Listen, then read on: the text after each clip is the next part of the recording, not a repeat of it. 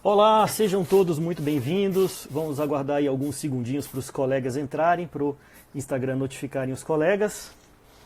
Opa, a doutora Alessandra já entrou. Ok. Sejam todos muito bem-vindos. Vamos esperar aqui a doutora Alessandra entrar. Já mandei o convite aqui para a doutora. Oi, Opa, e aí, doutora? Tudo bem? tudo bom, doutor Bruno? E você? Tudo jóia. Bom, Então enquanto a tá bom. doutora Alessandra vai mandando mensagem aí para a colega lá, nós É, temos aqui uma live muito especial, porque é uma live que nós conseguimos reunir duas Alessandras, duas feras no direito previdenciário. Então, assim, só de ser duas Alessandras aí já é muito legal. Duas feras no direito previdenciário aí é algo realmente muito bacana que a gente... Opa, beleza. Então temos colegas aqui entrando. Vamos chamar aqui a doutora. Nesse bate-papo, né, seria um bate-papo muito interessante de Alessandra para Alessandra, né? Mas acabou que nós temos um probleminha técnico, eu vou participar aqui com os colegas também, mas é bom porque eu tenho alguns recadinhos também, então tá tudo sob ops. controle, né? Então vamos esperar aqui a doutora entrar. Ô Pessoal, Bruno, eu, enquanto... eu mandei o título da live, fixa nos comentários. Perfeito, perfeito, perfeito, perfeito. Estou conversando aqui com o pessoal e acabei deixando passar, realmente. Doutora Alessandra Antunes já tá por aqui? Tô procurando ela. Não, para mim não apareceu ainda não.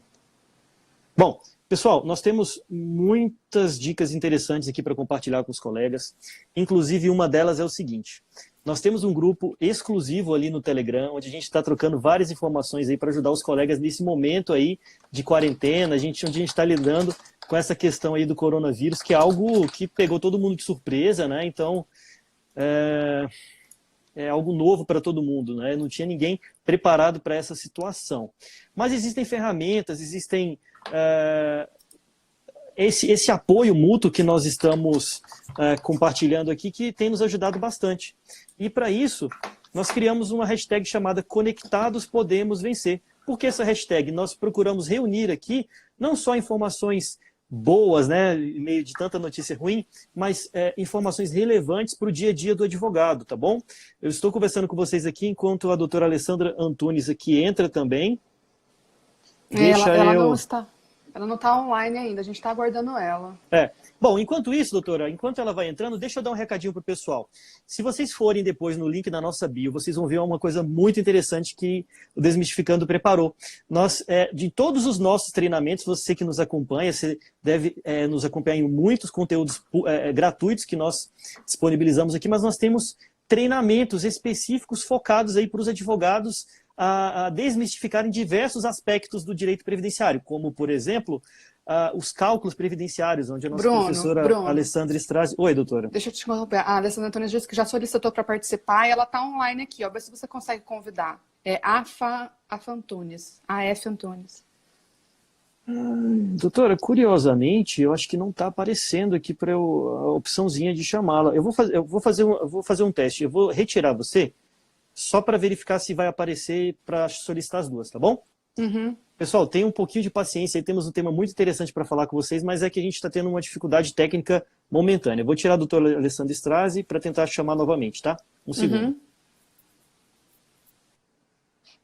Uhum. Aqui vai dar, hein?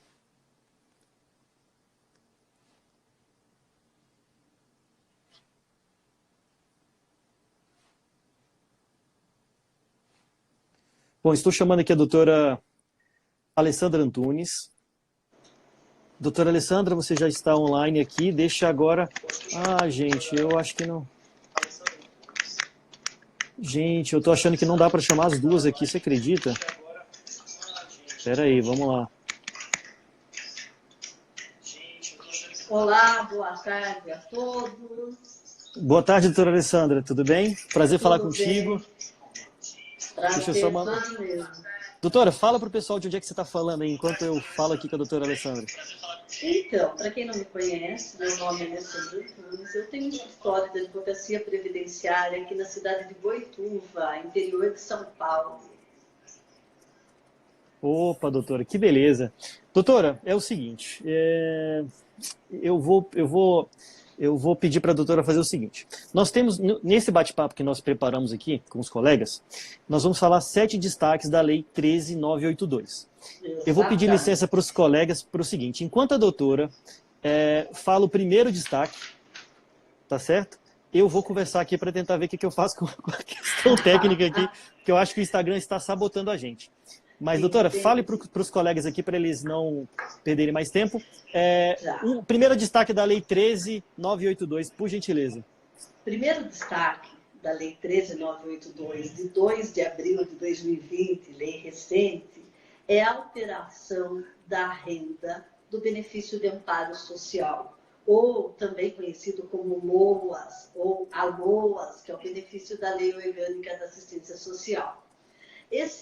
Antigamente, antes dessa alteração, o valor tinha que ser inferior a 1/4 do salário mínimo. Ou seja, tinha que ser inferior a R$ 261,25. Com a legislação recente, ela pode ser igual a um salário mínimo.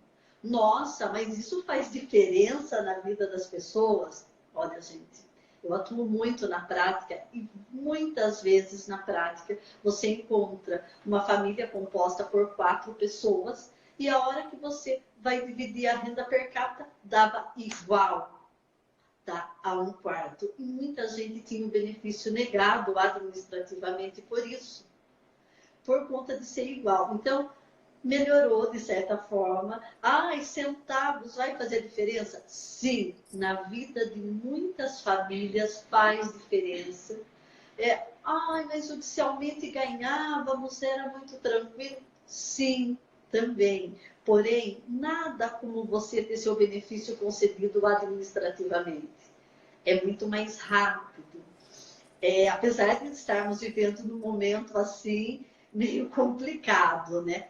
Mas esse primeiro destaque vai fazer muita diferença na vida de muitas famílias, sim, doutor Bruno. Pois é, doutora. E isso é algo muito curioso, porque como a doutora falou, a gente é treinado na faculdade para judicializar.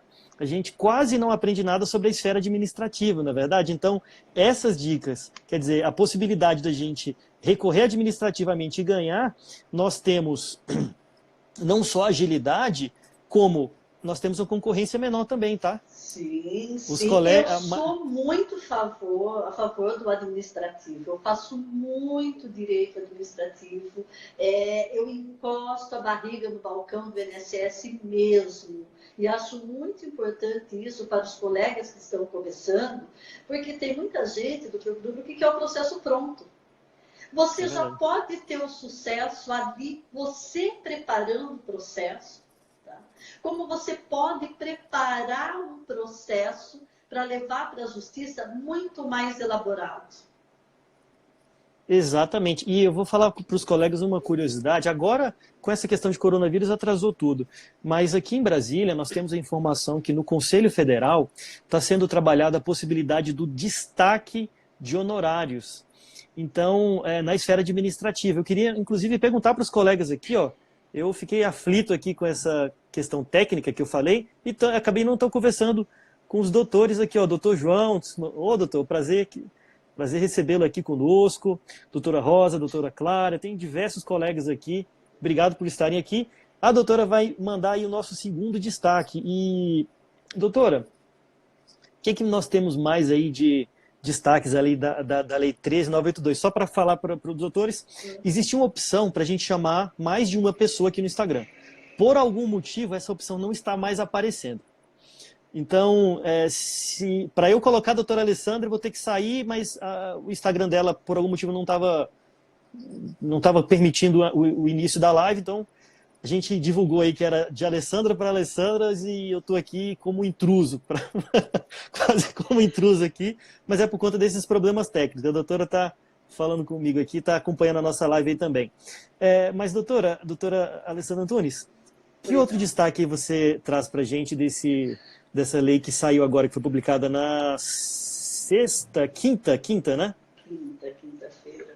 O outro destaque é muito interessante porque nós já ouvimos falar dele, é a mudança da mudança. Ou seja, nós ouvimos falar que o Congresso, né, tinha derrubado o critério de 1/4 e passou a ser meio salário mínimo por cabeça. Ah, todo mundo comemorando. Durou 9 dias, porque veio a Lei 13.982 e diz que no momento, somente em razão dessa pandemia, somente por conta do coronavírus, o Covid-19, esse critério de 1/4 do salário mínimo, ele pode ser alargado para meio salário mínimo. Ou seja, somente nesse período. Vai depender do regulamento também, mas a própria lei 13.982, ela trouxe alguns critérios para a gente. Como ocorrerá essa ampliação? Para todo mundo? Não. No caso do amparo social para o deficiente, nós precisamos saber qual o grau de deficiência, qual é a dependência dessa pessoa nas atividades diárias. Precisamos saber as circunstâncias pessoais e ambientais. Temos também o comprometimento decorrente do núcleo familiar exclusivamente com gastos de saúde, alimentação, fralda, enfim, eu preciso comprovar que esse candidato ao benefício necessita desses gastos a mais. Então, ele precisa, desde que o SUS não forneça, digamos que precise de um medicamento especial, uma alimentação especial, desde que o SUS não forneça e desde que, comprovadamente, ele precise daquilo para a sua sobrevivência. Agora, vão também avaliar os fatores socioeconômicos. Mas qual critério que será utilizado? O grau de instrução, a pessoa é analfabeta, lógico que vai contar e tem pouca escolaridade. O grau de acessibilidade e adequação, o transporte público, a dependência em relação ao uso de tecnologias assistivas, uso de cadeira de rodas, bengala, então, e o número de pessoas que convivem com o candidato. Tudo isso será um critério, logicamente estamos aguardando um regulamento para isso, né? Todos os previdenciaristas hoje estão ansiosos, né? Esperando essa portaria, esse ato para saber quais serão os critérios que vão nortear todas essas alterações, mas a lei já trouxe essas questões, como que será feito. Doutora, enquanto você vai preparando aí o terceiro destaque, quero registrar aqui, ó, a doutora Letícia Matos fez uma pergunta muito interessante. No final da live eu vou falar sobre a tua pergunta, doutora. Nós vamos, só para os colegas se situarem, a gente vai ficar aqui normalmente até 2h30, então tem mais aí 17 minutinhos aí de live e aí a gente vai responder aqui as perguntas dos colegas também, tá bom? Doutora, terceiro destaque aí da Lei 13.982. Essa era outra nossa grande briga, a judicialização, que é o idoso que receber benefício previdenciário no valor de 1 salário mínimo, pode ser aposentadoria por tempo de contribuição, aposentadoria por idade, auxílio-doença, pensão por morte, esse benefício não será mais computado. Então, vai requerer administrativamente e irá conceder administrativamente esse benefício. Esse também, aqui no escritório, era acho que o segundo grande caso de judicialização. Tá? Eu sou aposentado, ganho salário mínimo e meu marido não pode ter o LOAS, a LOAS ou BPC, porque eu já tenho essa renda, a renda computava. Eu precisava, se fosse 2 benefícios assistenciais por dia, esse benefício previdenciário no mesmo valor de um salário mínimo não podia. Então o INSS resistiu quanto pôde e agora, até que enfim, esse terceiro destaque, essa alteração, uma evolução, podemos dizer assim, né, será concedido administrativamente. Também beneficiará muitas famílias. Pois é, inclusive, doutora, tem alguns colegas aqui perguntando sobre a esfera administrativa. Daqui a pouquinho a gente vai falar sobre ela, tá bom? É claro que Bom, vamos continuar avançando aqui no tema, depois a gente volta para falar aqui. Vamos aí pro para o quinto? Terceiro? Eu me perdi, doutora, eu me perdi aqui Quarto agora, estamos no quarto. Quarto agora? É o quarto. Perfeito. O quarto agora, Então, ele também é bem benéfico para muitas famílias. É a acumulação dos benefícios assistenciais. Se eu tiver 5 idosos na casa, eu irei conceder 5 benefícios de amparo social ao idoso. Se eu tiver 5 idosos e 5 deficientes, vai ser concedido 10 benefícios. Então, antes não podia acumular. Entrava, já recebe um, não pode, entrava na renda, agora não será computado mais. Tá? Então, esse quarto também beneficiará. Aqui em Boituva, nós temos um caso de uma senhora que ela tem 3 filhos deficientes. O primeiro foi tranquilo. Aí, os outros 2 tivemos que judicializar. Deixa eu perguntar aqui para os colegas que estão assistindo. Tem algum colega aqui que ainda não trabalhou em um processo de BPC ou LOAS? Escreve aqui para a gente, porque eu tenho uma coisa muito bacana para falar, caso tenha alguém que não tenha feito ainda, tá? Eu quero compartilhar uma história que aconteceu de um processo de BPC, ou conhecido também como LOAS, tá? A doutora Alessandra Strazi aqui, doutora Alessandra Antunes, ela está perguntando o seguinte, que essa situação então acabou tendo um reflexo positivo, correto? Sim, reflexo positivo para nós. Pelo menos alguma coisa tinha que vir de bom nesse momento tão caótico, né?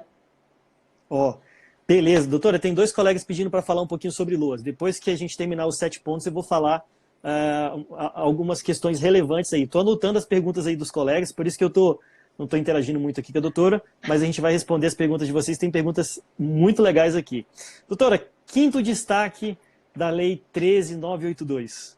Quinto destaque é a antecipação da LOAS, antecipação desse benefício de prestação continuada. Sabemos que o INSS está fechado, sabemos que estamos sem perícia, no caso do LOAS, do deficiente.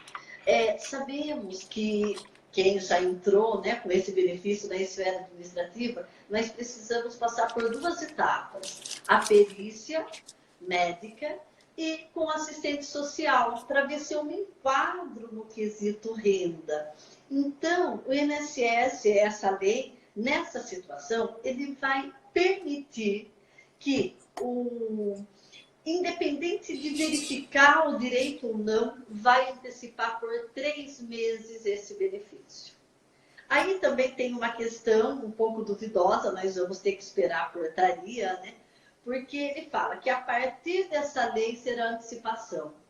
Mas eu pergunto, eu me questiono, e os pedidos pendentes? Não seria um caso de antecipação também? Eu entendo que seria, por exemplo, requeri meu benefício dia 1º de janeiro de 2020. Estou na fila. O INSS me antecipa esses 3 meses no período de pandemia. Depois ele desconta do que eu recebi. Me paga o benefício desde quando eu requeri, porque a demora é dele, não minha, eu não dei causa. E depois desconta esses 3 meses que eu recebi. Aqui tem uma questão muito interessante, e se for indeferido? A lei é omissa nesse caso. Se for indeferido, como é que nós vamos fazer? Vai pegar o dinheiro de volta, vai pedir, não tem como. A lei não trata disso.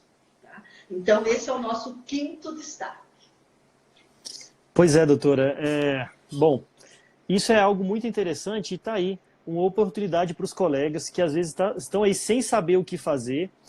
Auxiliar os clientes nesse pedido é algo muito interessante. Agora é o seguinte, como a doutora falou, tem alguns detalhes que ainda não foram definidos. Mas se você, de repente, começa já a falar para a tua audiência, para os teus amigos, postar nas redes sociais, e, gente, olha só, saiu a lei tal, não vale a pena falar em juridiquês, mas vale a pena você falar, olha, saiu isso. Olha, pessoal, tem muita gente, eu estava olhando no meu WhatsApp aqui, mensagem de clientes aí mandando no final de semana, dizendo, ei, eu tenho direito àquele auxílio emergencial e tudo mais. Faz um postzinho escrevendo assim, pessoal, calma, tranquilo, ainda não, mas fique atento que quando tiver eu vou comunicar vocês. E aí você, auxiliando os colegas, você já vai receber seus honorários e vai ser muito rápido, como a doutora falou dos benefícios aí, né? da esfera administrativa. A doutora Alessandra Stais está perguntando o seguinte, se essa antecipação aí do LOAS, se ela vai ser aquela antecipação de R$ 600 ou de um salário mínimo. Bom, talvez isso seja até tema do próximo destaque aí, né? Se não for, a gente... Eu creio, não, mas eu vou até adiantando. Eu creio que Tá. será de um salário mínimo, sim, porque quando a lei traz o auxílio emergencial, ela já fixa o valor de R$ 600. Então, só no auxílio emergencial que ela fixa o valor de R$ 600. Quando ela fala de antecipação de LOAS, quanto que é esse benefício? É de um salário mínimo. Então, apesar de termos que esperar a portaria, penso que será de um salário mínimo, sim. Excelente, E doutora. a dica do Dr. Bruno, eu acho muito interessante falar para os colegas, assim, simplicidade mesmo. Lógico, temos que ter técnica, temos, mas eu procuro ser simples. Por exemplo, eu utilizo o termo LOAS. Nossa, mas é errado, porque há LOAS, a Lei Orgânica de Assistência Social, mas a maioria dos meus clientes chegam aqui, eles querem o LOAS. Então, não será o artigo ou o que vai fazer a diferença na sua explicação.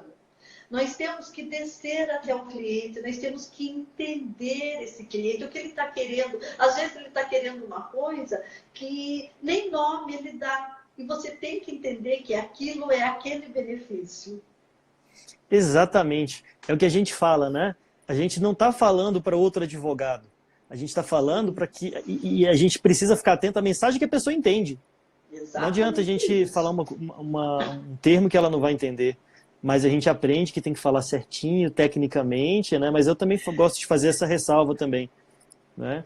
Mas, doutora, nossa próxima dica é a sexta ou quinta? Vai lá. Sexta alteração, a antecipação do auxílio-doença.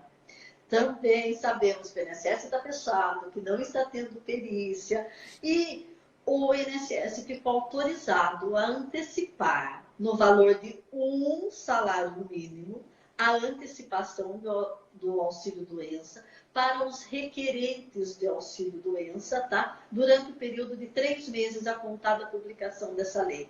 Aqui também eu chamo a atenção, por quê? E os pedidos pendentes? E quem já pediu prorrogação não vai poder antecipar?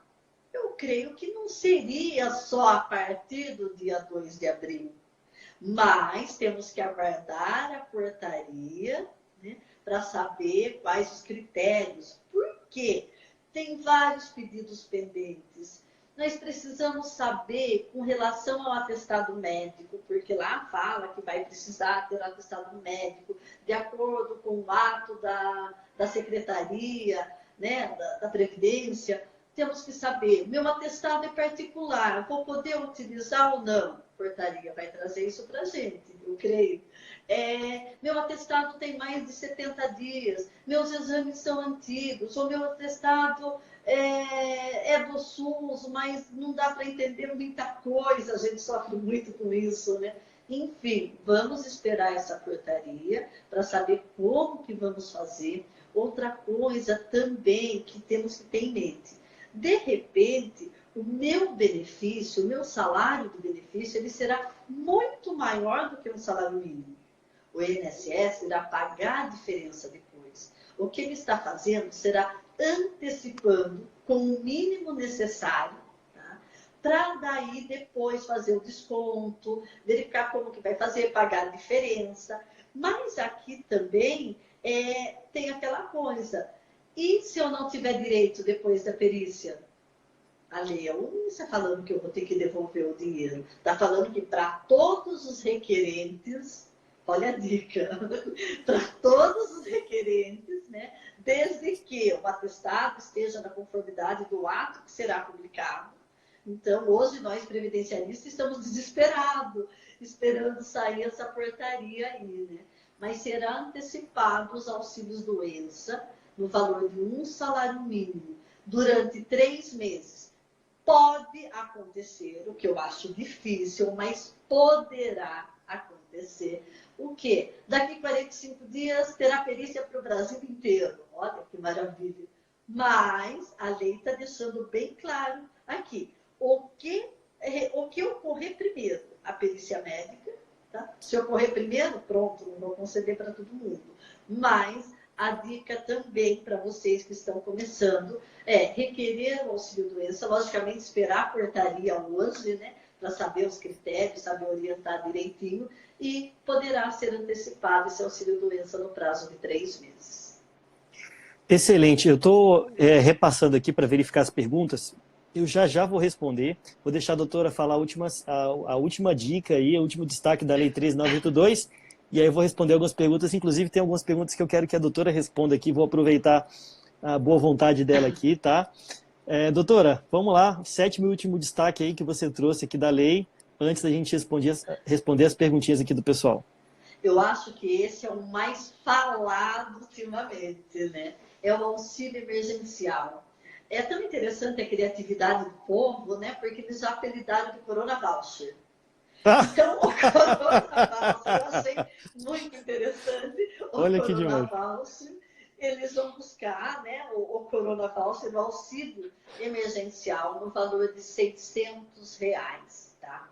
Então, o trabalhador, ele precisa cumprir os requisitos cumulativamente. Não adianta só um. Por exemplo, maior de 18 anos. Todo mundo é maior de 18 anos. Eu tenho, mas... Eu sou maior de 18. Maior de 47, mas tudo bem. Maior de 18 anos. Não tem emprego formal ativo. Então, eu estou vendo muitas perguntas. O sujeito trabalha e ele quer o Corona Voucher. Ora, se não está suspenso o contrato de trabalho dele, ele não faz jus ao Corona Voucher, ao auxílio emergencial. Pode ser que alguém da casa faça, mas não ele. Por quê? O emprego formal dele tem que estar suspenso, o contrato de trabalho dele tem que estar suspenso. Ele não pode ser titular de benefício previdenciário. Ele não pode estar recebendo seguro-desemprego, tá? Exceto o Bolsa Família. E o Bolsa Família, o governo já sinalizou que pode substituir pelo auxílio emergencial. Então, por exemplo, eu recebo de Bolsa Família R$300. Faço jus? Vou requerer o auxílio emergencial de 600. Eu posso substituir o Bolsa Família. A renda per capita seja de até meio salário mínimo e a renda familiar de até 3 salários mínimos. E uma coisa que eu não concordo, mas veio a lei, quem sou eu para não concordar, é que no ano de 2018 não tenha rendimento tributáveis acima de R$ 28.559,70. Ou seja, quem declarou o imposto de renda não vai receber. Eu faço uma crítica minha, pessoal, aqui, pelo seguinte: ele podia estar trabalhando em 2018 e não mais em 2019. Então, eu penso que esse critério aqui não está legal, tá? Mas vamos ver a portaria como que será.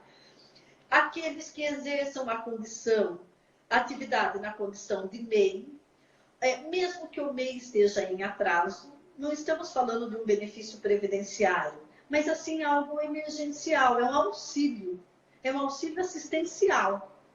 Então, eu não preciso ter carência, tá? O MEI pode estar atrasado, basta eu comprovar. Eu ser contribuinte individual naqueles 11% ou baixa renda. Eu ser um trabalhador informal, como eu falei, ou empregado, desde que o contrato esteja suspenso nesse momento, tá? Autônomo, desempregado. Outra coisa muito interessante aqui que eu chamo a atenção. Inscrito no CadÚnico até 20 de março de 2020. O que eu recebi de mensagem na página do escritório, querendo saber, posso ir na assistência social? Aqui na minha cidade a gente chama de assistência social, né? Posso ir na assistência social, fazer o meu CadÚnico? Eu não tenho, eu quero fazer agora. A lei já trouxe, até 20 de março. Quem não fez isso vai ter uma autodeclaração. Uma autodeclaração que eu morro de medo dela, doutor. Eu falo com os meus clientes assim, cuidado com a autodeclaração. Por quê? Vai ser checado, o INSS, né? Logicamente vai checar. Se não, eu vou lá, declaro que eu não tenho nada e pronto. E não será assim. por que que eu tenho medo e por que que eu quero alertar vocês, meus colegas, para ter muito cuidado. E aos ouvintes, para que procure um especialista da área. O que que eu imagino? Faço a autodeclaração desempregada. Eu, Alessandra, digamos que eu tenha 57 anos ou 52 anos, fiz a declaração, tá, desempregada. Daqui 3 anos, completo 55 e vou requerer minha aposentadoria por idade rural, provando que eu sou uma trabalhadora rural, uma segurada especial. O que o INSS vai fazer?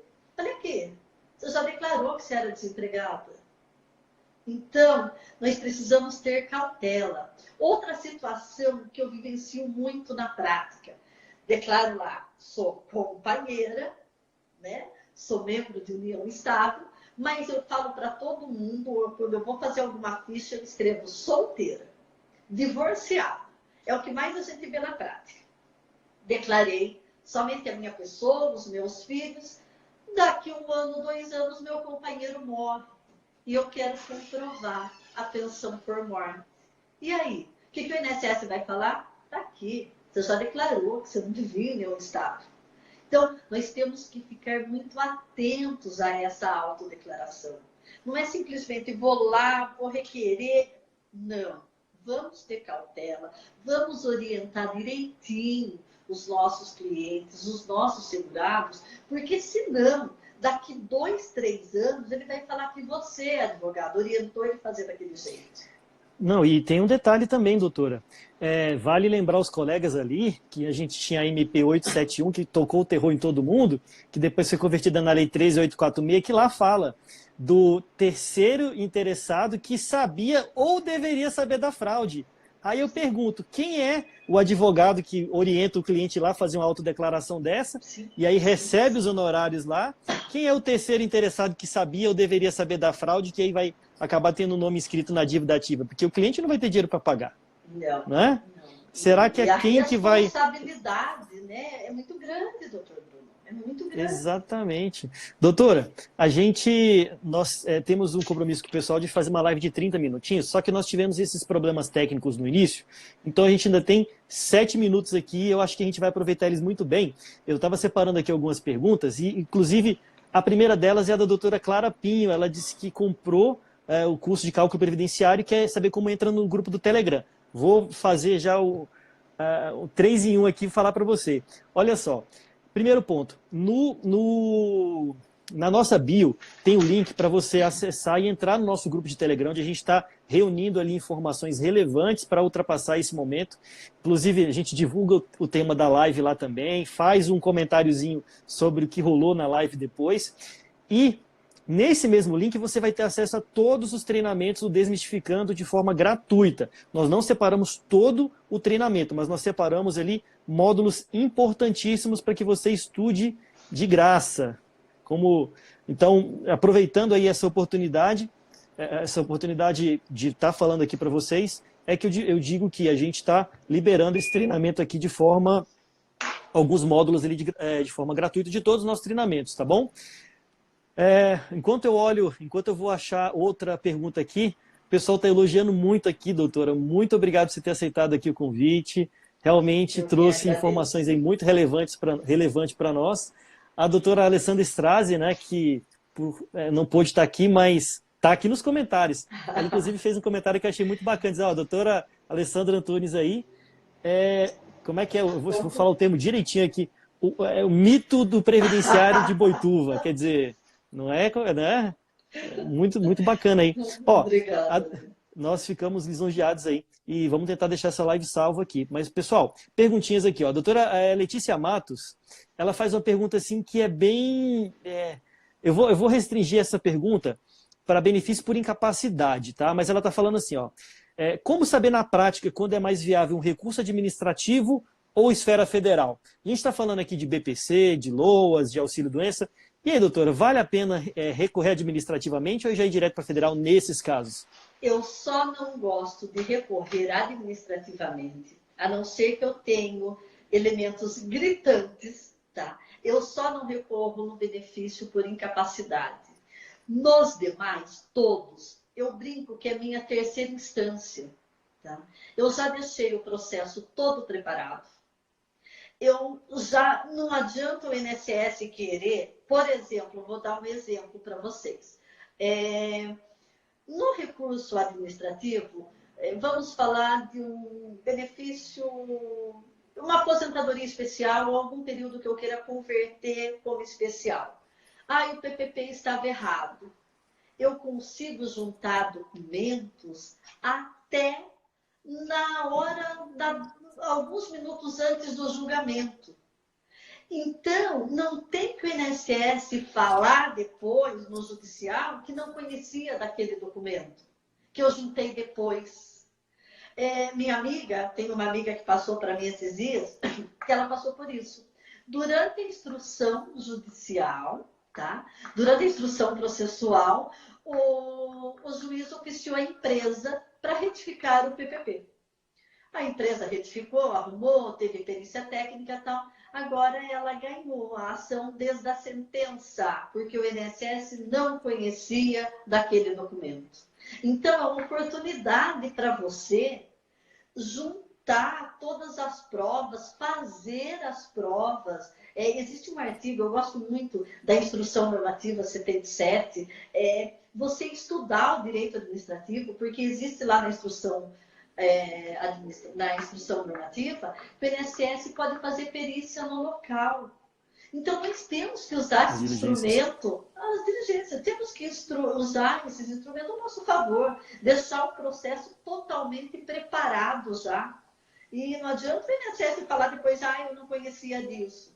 Então, por isso, todos eu recorro administrativamente. Logicamente que vocês têm que conhecer a realidade do local onde você atua. Por exemplo, aposentadoria híbrida.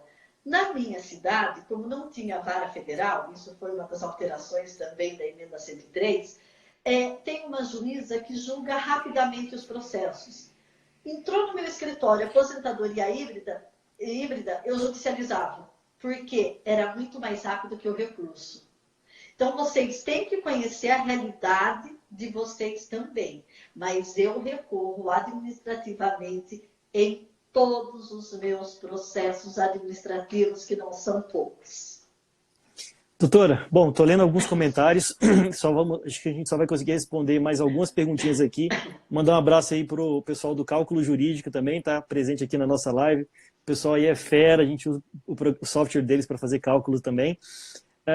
Doutora Cláudia aqui dando os parabéns pela doutora, pela forma didática, né, e agradecendo por compartilhar o conhecimento.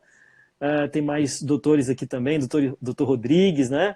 Muitos elogios aqui, doutora. Vou tentar deixar salvo. Mas eu anotei aqui 4 perguntinhas rápidas aqui, eu vou mandar rapidinho para a gente tentar fechar em 2 minutos. A doutora Lia Mello perguntou o seguinte: e o destaque de honorários agora, nessa fase? Eu vou dizer para você o seguinte: eu tenho notícia do TRF4, de que se você peticionar nos autos e informar a conta, é feito crédito direto na conta, mas como a gente tem diversos TRFs aqui, eu vou dar a seguinte dica: vale a pena ficar de olho na orientação aí, do que a OAB da tua localidade está falando aí, porque com certeza a OAB está cuidando dessa questão, tá? Doutora Ellen perguntou também sobre destaque administrativo. No começo eu falei, doutora, que existe um projeto para que seja realizado o destaque na esfera administrativa, mas hoje ainda não está funcionando. Isso aí é um sonho e vai ser muito bacana para os advogados, mas pode trazer também, como a gente falou aqui, pode trazer pesadelo também, tá? Se você instrui o processo errado, pega um documento ali que não deveria, né, de repente o documento fraudado, coloca a tua assinatura, faz o destaque. Depois, se aquilo ali for descoberto uma fraude, é claro que ninguém vai fazer isso. Mas se o advogado não tiver os cuidados necessários, ele vai responder também, tá bom? Eu vou falar rapidamente nesse sentido, doutor Bruno, só para orientar os colegas assim, que nós temos que tomar cuidado, mas é uma mais dica, no sentido de não... ao dar entrada, ao protocolar o pedido de aposentadoria por idade, tudo, colocar com um token, com a nossa assinatura digital, e não na própria senha da pessoa. Porque depois, como você vai provar que você fez esse trabalho, caso você tenha que executar o contrato, tá? Então, e outra coisa, uma dica também, eu costumo, todo segurado que vem aqui, eu faço a senha com um único nome. Então, por exemplo, escritório. Todos os meus clientes têm essa senha escritório, porque tem alguns clientes safadinhos que eles alteram a senha, você perde o controle do processo. Então, sempre com a sua assinatura digital, e como o doutor Bruno falou, tem que tomar muito cuidado com os documentos, tá? Às vezes, coisas que vocês não se atentaram na hora, nós temos que ter cuidado. Eu peguei esses dias uma aposentadoria por idade rural, em que ele declarava que estava na terra de 1968 a 1985 e teve vários contratos de trabalho urbano nesse período. É uma declaração falsa? É, né? Então, ter cuidado com esses detalhes. Vamos para a próxima pergunta, doutora. Vamos lá, doutora. A doutora fez uma pergunta aqui que é o seguinte, eu vou resumir a pergunta para ser a nossa última pergunta aqui, que é o seguinte, antes de eu dar um recadinho final aqui para o pessoal, mas a pergunta é basicamente o seguinte, a pessoa tem uma doença rara, foi a doutora Emily, tá, que fez a pergunta. A pessoa tem uma doença rara e ela não entrou muito em detalhes, mas eu queria perguntar o seguinte, quais são os critérios aí que a gente pode abater do quesito renda? Você havia mencionado que gastos com remédio que não são... Sim. Fala pra gente aí de novo. É o grau de deficiência, né? Como ocorrerá a ampliação? Os seguintes fatores combinados entre si ou isoladamente. O grau de deficiência, a dependência de terceiros para as atividades básicas, as circunstâncias pessoais e ambientais, o comprometimento do orçamento do núcleo familiar, exclusivamente com gastos de tratamento de saúde, fraldas, alimentação especial, medicamento do idoso que não tenha no SUS, desde que comprovadamente necessários. Só a doença rara não.